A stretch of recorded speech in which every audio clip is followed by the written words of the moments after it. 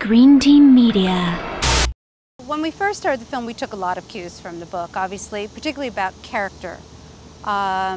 We tried to follow the book as closely as we could, particularly with Katniss and Peeta.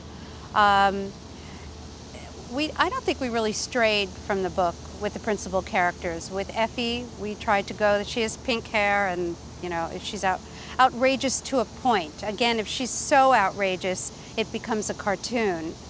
So that's the one thing we didn't want. We didn't want anything to look so overly comical that you don't want to watch the movie.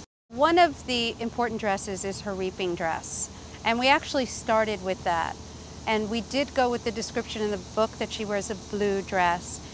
And it does have a very vintage feel, that dress. We actually found vintage fabric that we then dyed to the perfect color.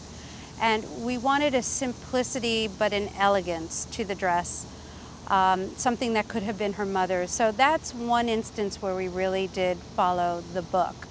You know, as far as her other clothes, they're just sort of hand-me-downs and, you know, workwear. The whole district is workwear. So we tried to keep that look throughout the whole beginning of the movie. We definitely kept the blue hair from the book on Caesar. That had to stay. We decided, you know, he was a typical TV talk show host and a little outrageous. So we kept the blue sparkly suit that he wears on the stage. So we went with that, but we just took it a little step further, so it's just kind of a little on the edge of outrageous. You don't have to go too far when you have blue hair, frankly. I mean, that says everything you need to say. So, you know, again, the clothes are like what a TV host would wear. Girl on Fire dress is, we wanted it to be a little simpler than the book, more not quite so sparkly and dancing with the stars. You know, we wanted a more elegant sort of haute couture.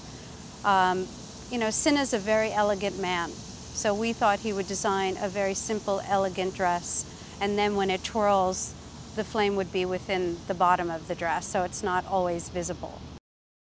Well, I've worked with Gary Ross since my first movie that I designed, which he wrote, Big, and I think Gary and I have a really amazing relationship. I mean, he lets me do my job. We have our initial discussions. We talk about what it's going to, we look at, you know, designs, but then he lets me do my job. You know, we do discuss everything, but he really lets me do it. He insists that I am not designing makeup and hair, but in charge of the whole look.